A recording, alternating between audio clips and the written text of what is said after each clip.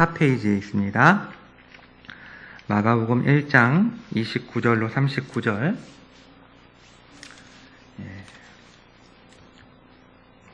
제가 한 절, 여러분이 한 절 교독하도록 하겠습니다. 회당에서 나와 곧 야고보와 요한과 함께 시몬과 안드레의 집에 들어가시니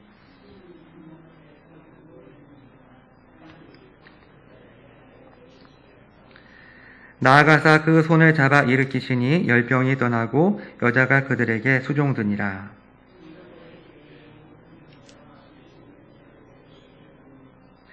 온 동네가 그 문 앞에 모였더라.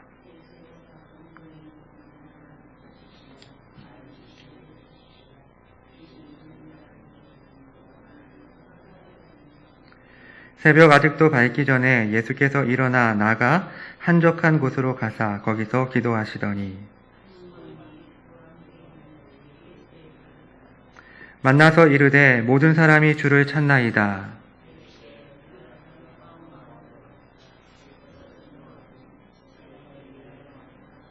같이 읽겠습니다.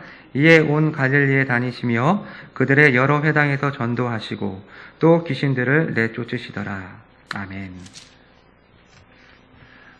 오랜만에 이렇게 여러분들과 함께 예배를 드릴 수 있게 되어서 너무나도 기쁩니다. 물론 우리가 완벽하게 같이 모여서 예배를 드릴 수는 없지만 하루빨리 같이 모여서 예배 드릴 수 있는 날이 속히 임할 수 있었으면 좋겠습니다. 오늘은 마가복음 1장 29절로 39절 말씀을 가지고 소명을 따르는 예수님이라는 제목으로 함께 은혜를 나누도록 하겠습니다. 아직 하루가 지나지 않았습니다. 오늘 하루가를 말하는 것이 아니라 성경 본문 속에서 지금 하루를 말하고 있는 것입니다. 예수님께서는 나사렛에서 고향 사람들의 배척을 받으신 직후에 갈릴리 호숫가에 오셔서 많은 사람들에게 하나님의 말씀을 가르치시고 또 그 집회 이후에 어부 출신의 4명의 제자들을 부르셨습니다. 그리고 안식일을 맞이하여 회당에 들어가셨는데 그것이 마가복음 1장 21절에 기록되어 있고 이때부터 한날이 시작되고 있습니다. 회당에서 예수님께서는 모인 사람들에게 말씀을 가르치셨고 그 가르침을 들은 사람들은 예수님의 그 말씀의 권위, 그 가르침의 권위에 굉장히 놀라워했습니다. 그리고 때마침 그 회당에는 귀신 들린 사람이 있었기 때문에 예수님께서는 말씀으로 그 더러운 귀신을 쫓아내셨습니다. 그리고 아직 여전히 안식일이었고 오늘의 이야기는 계속 진행됩니다. 오늘 우리가 읽은 29절로 39절에는요. 3개의 이야기가 나옵니다. 29절로 31절에서 예수님께서는 시몬 베드로의 장모의 병을 고치시고 32절로 34절에서 예수님께서는 다양한 병자들과 귀신 들린 자를 고치십니다. 그리고 35절로 39절에서 예수님께서는 갈릴리의 작은 마을들을 순회하시면서 전도하시는 이야기가 기록되어 있습니다. 오늘 우리는 이 본문을 가지고, 즉 이 3개의 이야기를 가지고 함께 은혜를 나누도록 하겠습니다. 첫 번째 이야기입니다. 첫 번째 이야기는 29절로 31절에 기록되어 있는데 예수님께서 시몬 베드로의 장모를 고치시는 이야기입니다. 29절은 이렇게 시작하고 있습니다. 회당에서 나와 곧 야고보와 요한과 함께 시몬과 안드레의 집에 들어가시니 예수님께서는 회당에서 귀신을 쫓아낸 직후에 곧바로 제자들과 함께 시몬과 안드레의 집으로 가셨습니다. 시몬과 안드레의 집에 시몬의 장모까지 함께 살고 있는 것으로 봐서 그 당시 사람들이 한 집에 많은 사람들이 대가족을 이루어서 살고 있었다. 또는 친인척들이 가까운 지역에 같은 지역에서 모여 살았다라는 것을 추측할 수가 있습니다. 사실 예수님께서 제자들과 함께 왜 시몬의 집으로 가셨는지 정확하게 그 이유를 알 수는 없지만 집에 도착했을 때 이미 시몬의 장모가 열병으로 누워 있었고 누가복음에 따르면 시몬의 장모는 굉장히 위독한 상황이었다라고 말하고 있습니다. 누가복음 4장 38절을 보면 시몬의 장모가 중한 열병을 앓고 있는지라 라고 기록하고 있습니다. 이와 같은 안타까운 상황에서 사람들이 예수님께 이 여자에 대해서 이야기를 합니다. 어떠한 얘기를 했을까요? 바로 이 여인을 자신의 장모님을 그리고 또 이 시몬의 장모님을 고쳐달라는 그런 간청이었을 것입니다. 이에 예수님께서는 그 여자의 손을 잡아 일으키셨고 그 즉시 열병이 나아 이 여인은 집을 방문한 예수님 일행을 수종드리기 시작했습니다. 여기서 잠깐 이 복음서에 최초로 등장하는 이 두 개의 이적에 대해서 좀 살펴보려고 합니다. 사실 오늘 본문인 이 마가복음뿐만 아니라 똑같은 본문을 다루고 있는 이 누가복음도 안식일에 일어난 이 두 개의 이적이 각각 이 마가복음과 누가복음에서 최초로 일어난, 최초로 기록하고 있는 이적으로 등장하고 있습니다.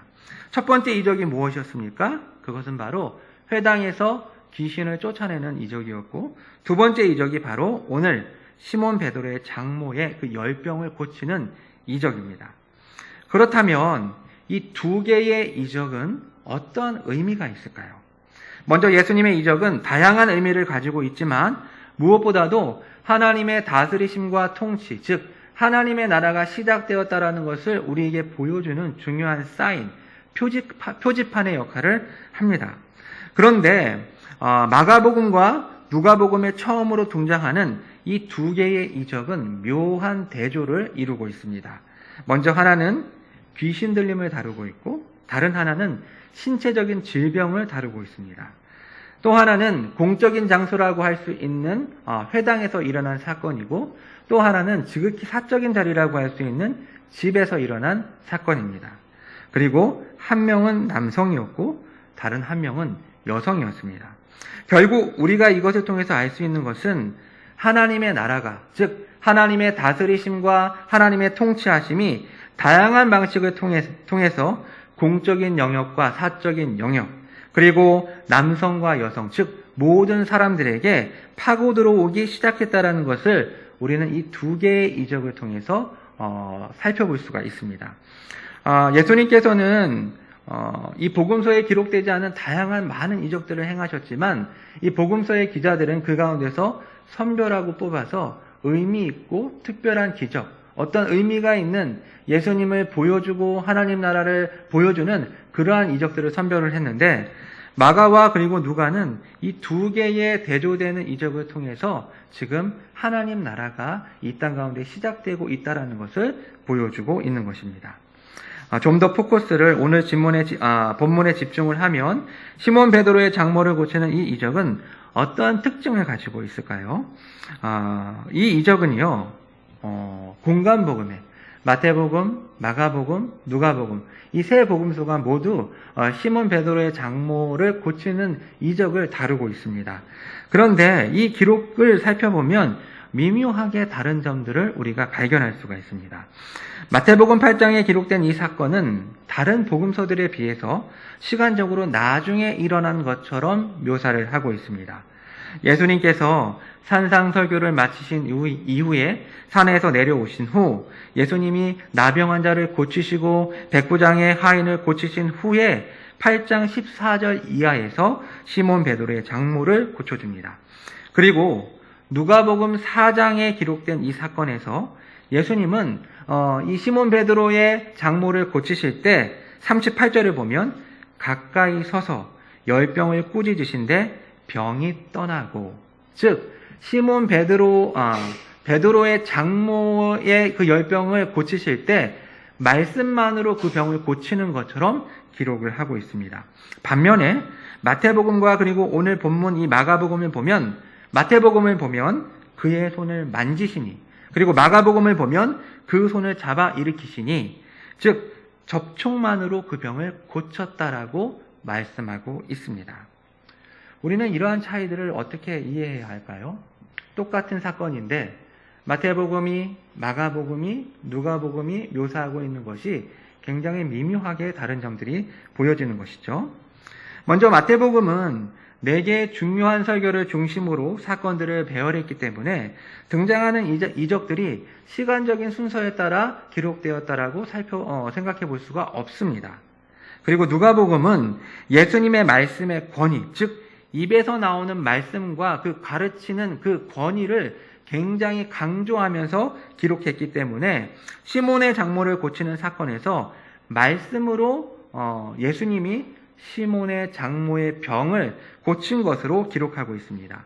그 증거를 보면 그 앞전에 일어났던 회당에서 일어났던 이 귀신을 내쫓을 때 사람들의 놀라는 반응이 마가복음과 누가복음이 차이가 있습니다. 마가복음을 보면 1장 27절에서 다 놀라 서로 물어 이르되 이는 어찌미냐. 그러니까 이것을 좀 오늘날로 좀 고쳐서 설명을 한다면 이게 무슨 일이지? What is this? 라는 이런 사건에 이 귀신이 쫓겨난 사건의 포커스를 맞추면서 이야기를 하고 있는 반면에 누가복음 4장 36절을 보면 다 놀라 서로 말하여 이르되 이 어떠한 말씀인고. 그러니까 귀신이 쫓겨난 것은 똑같은 사건이지만 지금 누가복음에서는 예수님의 권위 있는 말씀에 의해서 이 귀신이 쫓겨났다라는 그 말씀에 지금 포커스를 두고 있는 것을 볼 수가 있습니다. 사실 예수님은 손을 잡아 일으키심으로도 손만 대시면서 손을 대신 사건만으로도 말씀만으로도 이 병을 고칠 수 있지만 성경의 기자들은 각각 어느 한 면만을 부각시키고 강조했기 때문에 이러한 차이가 발생한 것입니다. 다시 본론으로 돌아와서 이 마가복음 안에서 이 마가복음 내에서 예수님은 귀신을 쫓으실 때는 말씀으로 명령해서 귀신을 쫓으시지만 병을 고쳐주실 때는 반드시 손을 대셔서 접촉하시는 것을 볼 수가 있습니다. 그래서 어떠한 때는 먼저 접촉하신 후에 말씀을 하시는 경우가 있고 아예 어떤 때는 말씀을 하시지 않으시고 손만 내시는 걸로 그 병을 낫게 하시는 오늘 본문처럼 그와 같은 일들이 일어나고 있습니다. 그리고 이제 두 번째 이야기를 한번 살펴보도록 하겠습니다. 두 번째 이야기는 32절로 34절에 기록되어 있습니다. 32절은 이렇게 시작하고 있습니다. 저물어 해질 때에. 자, 여기서 말하고 있는 이 저물어 해질 때에는 굉장히 중요한 의미를 담고 있는데요. 첫 번째는 문맥에 있어서 새로운 장면이 전환된다라는 그런 의미입니다.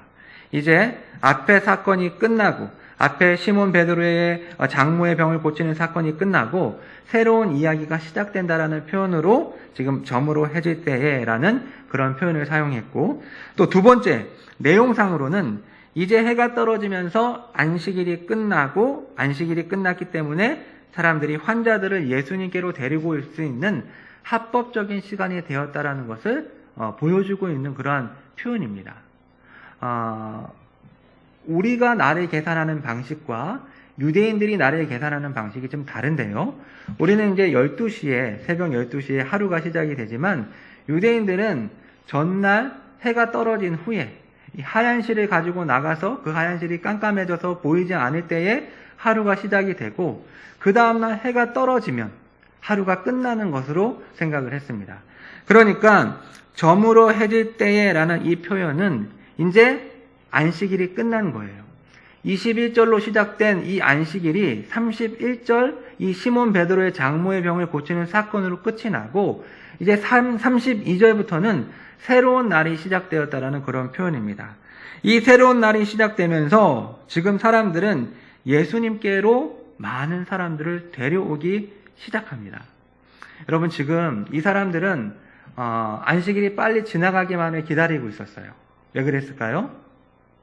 여러분들도 잘 아시고 있는 것처럼 유대인들은 안식일에 노동을 할 수가 없습니다. 그렇기 때문에 만약에 환자를 데리고 오려고 한다면 그 환자를 이렇게 데리고 무겁게 들고 와야 되겠죠? 또 여행이나 이동 거리에 제한이 있었기 때문에 예수님께 오고 싶어도 멀리 있는 사람들은 올 수 없는 그런 상황이었고 또 병을 고치는 그런 행위 자체가 어떻게 보면 노동이기 때문에 자신들이 그 사건에 휩쓸리기 싫어했었기 때문에 유대인들은 오지 못하고 해가 떨어지기만을 지금 기다리고 있었던 그러한 상황입니다. 그런데 해가 떨어짐으로 새로운 날이 시작되자 사람들은 예수님께 몰려왔던 것입니다. 구체적으로 어떠한 사람들이 예수님을 찾아왔습니까? 32절의 후반부를 보면 모든 병자와 귀신 들린 자라고 말씀하고 있습니다. 그리고 그 다음에 이어지는 33절에서 마가는 굉장히 재미있는 문학적인 표현을 통해서 사람들이 예수님께 어떠한 반응을 보이고 있는지를 우리에게 설명해 주고 있습니다. 33절을 읽어보면 온 동네가 그 문 앞에 모였더라. 온 동네가 그 문 앞에 모였더라 라고 기록하고 있는데요. 여기서 온 동네라는 말은 약간의 과장의 표현입니다. 그렇죠? 가버나움을 이렇게 발굴을 해본 결과 그 당시 그런 가옥의 형태와 그리고 또 집과 집 사이의 거리가 물리적으로 많은 사람들이 모일 수 있는 그런 공간이 되지 못합니다. 그런데 지금 온 동네라는 표현을 써서 굉장히 많은 사람들이 모인 것처럼 이야기를 하고 있지만 사실은 실제로는 얼마나만큼 모였는지 우리는 알 수가 없습니다. 그리고 여기서 그 문 앞에 모였다라고 말씀을 하고 있는데, 기록하고 있는데, 문이라는 것은 이 시몬의 집의 문이겠죠. 그래서 마가는 온 동네라는 큰 이미지와 문이라고 하는 작은 이미지를 해학적으로 대조시킴으로써 지금 굉장히 많은 사람들이 예수님에 대해서 관심을 갖고 있었다라는 것을 이 33절을 통해서 우리에게 설명해주고 있는 것입니다. 이제 34절로 넘어갑니다. 예수께서 각종 병이 든 많은 사람을 고치시며 많은 귀신을 내쫓으시되 귀신이 자기를 알므로 그 말하는 것을 허락하지 아니하시니라. 안식일에도 거침없이 2명의 사람을 고친 예수님, 그리고 해가 떨어지기만을 기다렸다가 예수님께로 몰려들었던 사람들의 이 대조되는 모습 속에서 지금 이제 해가 떨어지자 정말 무섭게 예수님께 몰려들어 온 동네가 지금 이 자그마한 문 앞에 모이게 되었습니다. 이에 예수님께서는 다양한 병자들을 고치셨고 많은 귀신들을 쫓아내셨습니다. 지난 시간에도 우리가 나누었던 것처럼 당시 사람들도 정확하게 육체적인 병과 그리고 귀신 들림에 대해서 구분을 할 줄 알았습니다. 그래서 병자들에 대해서는 고치다라는 세라피오라는 단어를 사용을 했고 귀신 들린 자에게는 귀신을 내쫓다라는 뜻의 다이모니아 에크발로라는 표현을 사용하고 있는 것을 볼 수가 있습니다. 그리고 오늘 본문에서도 지난번과 동일하게 예수님께서는 귀신들이 자신이 누구인지를 드러내는 것을 막으셨습니다. 허락하지 않으셨습니다. 이미 한 차례 이 부분을 설명했기 때문에 더 부연 설명을 드리진 않겠지만 예수님은 자신에 대한 진리가 더러운 영의 발설에 의해 세상에 알려지는 것을 원치 않으셨습니다. 때문에 그들의 입을 막으신 것입니다. 해가 떨어졌음에도 수많은 사람들이 예수님을 찾아와 고침을 받는 이 장면을 통해서 우리는 무엇을 생각할 수 있을까요? 이 두 번째 이야기 속에서 사람들의 관심은 예수님의 가르침과 선포의 내용이 아니었습니다. 사실 예수님은 이것을 위해서 오셨지만 사람들의 관심은 오직 자신의 필요에 있었습니다. 복음서를 보면 예수님께서 직접 병자들과 귀신 들린 자를 찾아가서 그들을 고쳐주시지 않으셨습니다. 하지만 예수님은 자신을 찾아와 요청하는 사람들을 외면하지 않으셨습니다. 이 무리들은 처음에는 자신들이 겪고 있는 질병과 귀신 들림으로 인해 이적을 바라고 예수님을 찾아왔습니다. 그리고 예수님께서는 그들의 필요를 채워주셨습니다. 그러나 이런 사람들의 필요는 이야기가 계속 진행되어 감에 따라서 하나님의 나라와 만날 수 있는 중요한 접촉점이 되었습니다. 즉, 이 무리는 자신들의 필요에 따라 예수님과의 만남, 접촉을 가졌지만 이를 통해서 하나님 나라의 복음을 듣게 되었고 결국 그들은 제자의 삶을 살도록 도전을 받게 된 것입니다. 여러분, 우리는 이러한 상황을 우리 일상생활에서도 만날 수 있습니다. 누가 예수님과 예수님의 진리에 대한 호기심을 가지고 교회를 나오겠습니까? 다 모두가 자신들의 필요를 가지고 자신들의 어떤 궁핍함을 가지고 교회를 찾았다가 진리의 말씀을 듣고 주께로 나오는 일들을 우리는 주변에서 허다하게 볼 수가 있습니다. 하나님께서는 이러한 것들을 쫓아내지 않으시고 이러한 것들을 무시하지 않으시고 이러한 것들을 활용해서 하셔서 하나님 나라의 백성으로 예수님의 제자로 우리들을 부르십니다. 결국 오늘 본문의 이 두 번째 이야기는 도리어 사람들의 육체적 그리고 영적 필요가 예수님께서 선포하신 하나님 나라를 그들의 삶에 파고 들어가게 하는 접촉점이 되었다라는 것을 우리에게 보여줍니다. 마지막으로 이제 세 번째 이야기입니다. 35절로 39절이 이것을 기록하고 있는데요. 이제 새로운 이야기가 시작됩니다. 예수님은 본인이 의도하지는 않았지만 사람들의 소문을 통해 짧은 시간에 온 동네에 시선을 받게 되었습니다.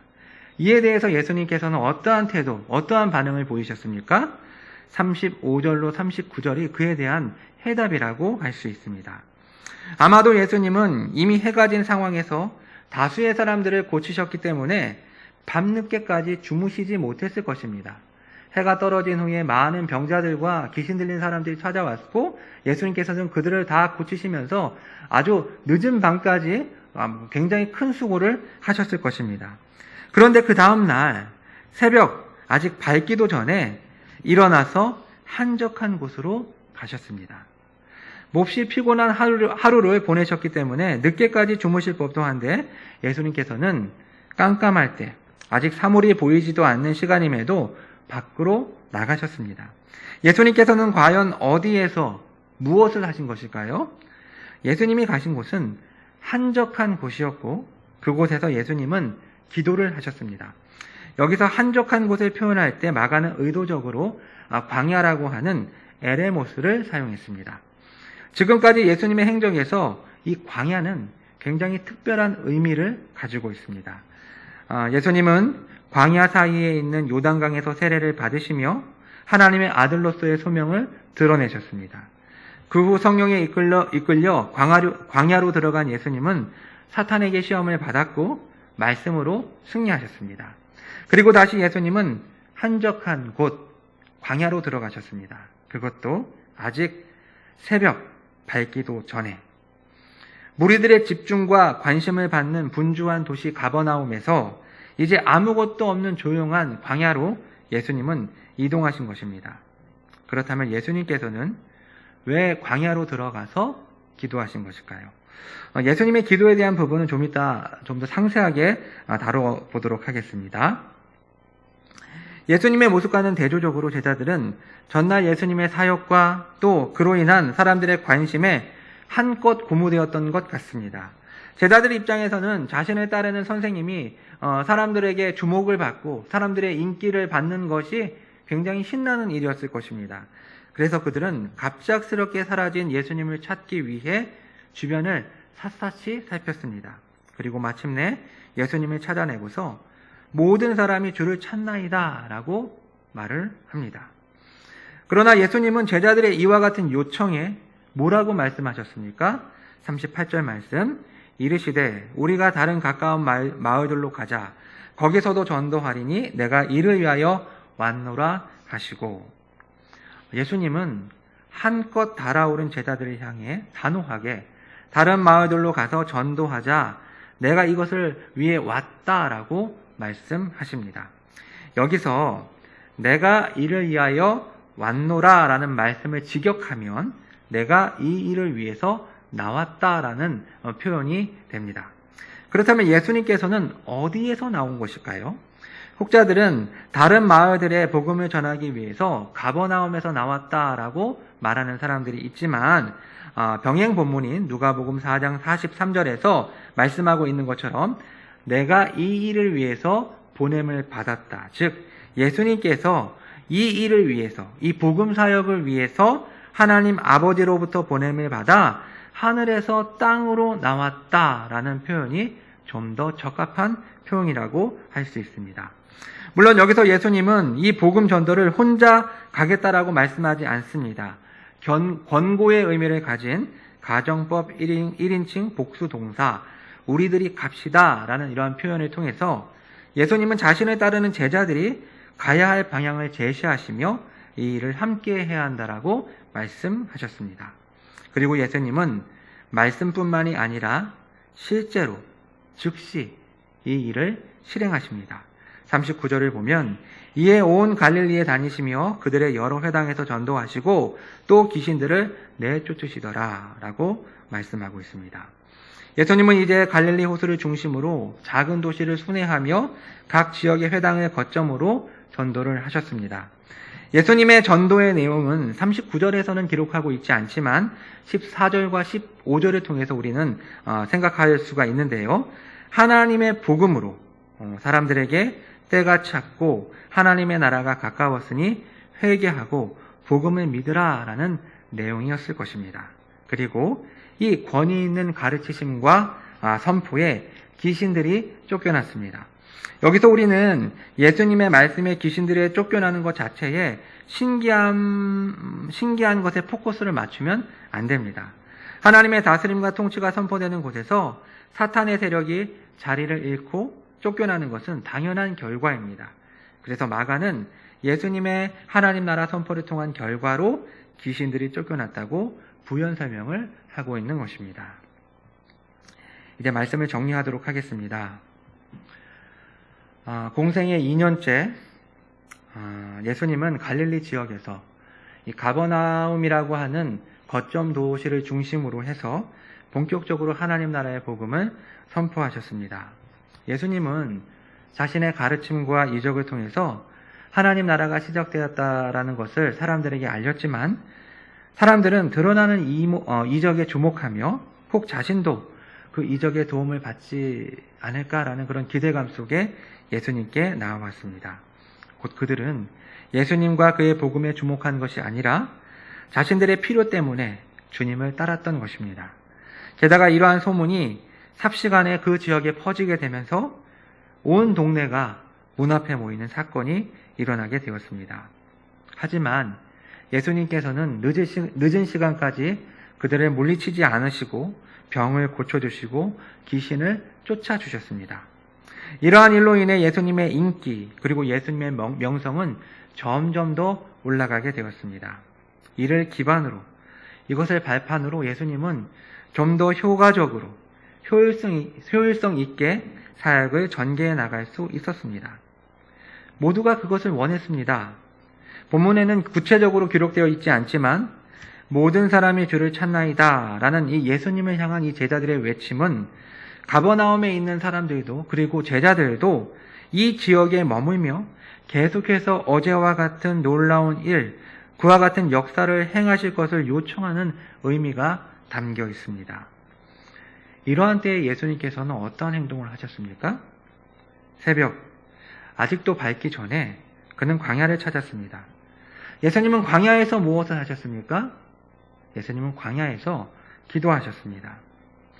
마가복음에 나오는 이 예수님의 3번의 기도는 굉장히 특별한 의미를 가지고 있습니다. 비슷한 누가복음에는 굉장히 많은 기도의 장면들이 나오지만 마가복음은 유독 예수님이 기도하는 장면을 3번만 기록하고 있는데 6장 46절을 보면 무리를 작별하신 후에 기도하러 산으로 가시니라 라고 기록하고 있습니다. 직전에 어떠한 일이 있었을까요? 바로 오병이어의 기적이 있었습니다. 마가복음에서는 나오지 않지만 요한복음 6장 14절과 15절의 기록을 보면 예수님께서 오병이어의 기적을 베풀자 사람들은 참으로 세상에 오실 그 선지자다라고 말하며 예수님을 억지로 잡아 자신들의 왕으로 세우려고 했습니다. 그러나 예수님은 즉시 제자들을 재촉하여 호수 건너편 벳세다로 보내셨고 사람들을 진정시켜 돌려보내셨습니다. 그리고 예수님은 그들을 돌려보내신 후 기도하러 산으로 가셨습니다. 또 예수님은 마가복음 14장에서 기도하셨습니다. 32절로 42절에 우리가 너무나도 잘 알고 있는 겟세마네 기도에 대해서 본문은 기록하고 있습니다. 이제 마지막 십자가로 나아가시며 예수님은 하나님께 간절히 기도했습니다. 36절을 보면 이르시되 아빠 아버지여 아버지께는 모든 것이 가능하오니 이 잔을 내게서 옮기시옵소서. 그러나 나의 원대로 마시옵고 아버지의 원대로 하옵소서 하시고. 그리고 오늘 본문입니다. 35절 새벽 아직도 밝기 전에 예수께서 일어나 나가 한적한 곳으로 가사 거기서 기도하시더니. 여러분, 마가복음이 기록하고 있는 이 예수님의 3번의 기도는 어떠한 공통점이 있을까요? 공교롭게도 이 3번의 기도 전후로 예수님은 유혹을 당하고 흔들리고 있고 주저하고 있는 것을 우리는 볼 수가 있습니다. 가버나움을 중심으로 본격적으로 사역을 시작했는데 굉장히 많은 사람들이 예수님을 주목하기 시작했고 모든 사람들, 가버나움 사람들도 그리고 심지어는 제자들까지도 그곳에 머물기를 원했습니다. 예수님의 마음은 어땠을까요? 두 번째, 오병이어 사건은 갈릴리 사역을 마치고 갈릴리 인근 지역에서 사역을 하실 때 일어난 사건입니다. 지난 1년 4개월 동안 갈릴리 사역을 통해서 사람들은 예수님을 주목하기 시작했고 이에 갈릴리에 분봉한 헤롯 안티파스가 두려워할 정도로 예수님의 명성과 인기는 절정을 향해 달려가고 있었습니다. 그래서 예수님은 호수 건너편으로 넘어가셨는데 사람들이 예수님을 쫓아오기 시작한 거예요. 이에 예수님께서는 오병이어의 기적을 베푸신 것입니다. 그랬더니 사람들은 예수님을 자신들의 왕으로 삼으려고 했습니다. 예수님의 마음은 어땠을까요? 이제 오늘 밤 사람들에게 잡히게 되면 예수님은 십자가의 죽음을 맞이해야만 합니다. 우리는 겟세마네에서 예수님의 기도 가운데 주저하고 있음을 발견할 수가 있습니다. 무엇이 그토록 예수님을 두렵고 주저하게 만든 것일까요? 사실 십자가의 육체적인 고통과 죽음이 그리고 자신에 따르던 수많은 사람들이 한순간에 등을 돌려서 자신을 십자가에 못 박으라고 소리치는 변덕과 또 지난 3년 동안 동고동락했던 제자들의 배신이 예수님을 그토록 주저하게 만든 것은 아니었습니다. 예수님이 땀을 핏방울처럼 쏟으며 기도하셨던 이유는 우리를 대신하여 하나님과의 영적인 단절, 곧 영적인 죽음의 고통을 당하셔야만 했기 때문에 그토록 간절하게 하나님 앞에 기도했던 것입니다. 이러한 상황들 속에서 예수님은 기도하셨습니다. 그리고 기도를 통해 예수님은 자신이 나아가야 할 길, 자신의 소명을 다시 한번 확인했습니다. 사랑하는 성도 여러분, 오늘 말씀을 통해 예수님의 기도하시는 이 장면을 통해서 우리는 어떠한 교훈을 얻을 수 있을까요? 하나님이신 예수님도 인간의 몸을 입고 이 땅을 사시면서 자신의 소명을 분명히 하셔야 할 때가 있었습니다. 예수님이 신성을 가지고 계신 분이셨기에 조금도 흔들림 없이 십자가의 길로 나아가신 것은 아니었습니다. 예수님은 인성을 가지고 계신 인간으로서 기뻐하시고 슬퍼서 눈물을 흘리시고 분노하시고 피곤하여 주무시고 또 배가 고프신 분이셨습니다. 때문에 여러 가지 상황 속에서 사람들과 분위기에 휩쓸릴 수 있는 경우를 공생의 기간 동안에 계속해서 맞이하셨지만 예수님은 자신의 명성을 그리고 사람들의 칭송을 따르지 않고 자신에게 맡겨진 소명을 따라 한 걸음 한 걸음 십자가로 나아가셨습니다. 예수님이 그렇게 할 수 있었던 가장 강력한 동의는 무엇이었을까요? 바로 기도입니다. 예수님은 광야로 나아가 산과 언덕으로 올라 하나님을 향해 기도했습니다. 하나님과의 연결, 하나님과의 커넥트를 통해 예수님은 자신이 누구인지 그리고 어떠한 삶으로 나아가야 하는지를 분명히 할 수 있었습니다. 예수님을 쫓는 우리도 마찬가지입니다. 오늘날 많은 사람들이 예수님을 잃어버리고 예수님을 뒷전에 놓고 내 인생을 이루고 내 꿈을 성취하기 위해 24시간이 모자랄 정도로 바쁘게 살고 있습니다. 또한 예수님을 믿는 자칭 신자라고 하는 사람들도 하나님의 영광을 위해 산다고 말은 하지만 정작 사람들의 목소리에 귀를 기울이고 또 칭찬과 인기에 목말라 그것을 쫓을 때가 너무나도 많이 있습니다. 그리고 하나님께서 이처럼 순조롭게 인도를 하시니 이것이 하나님의 뜻이고 인도하심이다 라고 착각할 때가 우리는 너무나도 많이 있습니다. 사랑하는 성도 여러분, 내가 누구인지 그리고 내가 어떻게 살아가야 할지를 분명히 하고 우리를 부르신 그 뜻에 그 소명에 합당하게 살기 위해서 우리는 우리의 광야, 우리의 산, 우리의 골방으로 들어가 기도해야 합니다. 오늘 예수님이 우리에게 보여주신 것처럼 우리가 항상 주님과의 접촉을 통해 나 자신을 분명하게 이해하고 나에게 주어진 소명을 재확인하며 우리의 인생을 예수님처럼 그리고 예수님과 함께 살아가는 참된 제자가 되기를 주님의 이름으로 축원합니다. 기도하겠습니다. 살아계신 하나님 아버지, 이 세계의 이야기를 통해서 그리고 또 세계의 예수님의 기도하시는 모습을 통해서 오늘 우리에게 은혜를 허락하여 주시니 감사를 드립니다. 하나님, 흔들릴 때가 있었고 주저할 때가 있었지만 그때마다 광야로 들어가 산으로 언덕으로 올라 기도하셨던 예수님처럼 우리가 우리의 인생을 살아갈 때 나타난 현상, 드러난 어떠한 결과를 보면서 우리가 그것이 하나님의 뜻이라고 착각하지 않게 하여 주시고 여러 가지 상황 속에서 하나님 아버지, 주님께 기도하고 내가 누구인지, 내가 어떠한 소명을 따라 살아가야 하는지를 분명하게 알고 그 뜻대로 살아갈 수 있는 우리 모든 성도들이 될 수 있도록 인도해 주시옵소서. 이 모든 말씀 예수 그리스도의 이름으로 기도합니다. 아멘.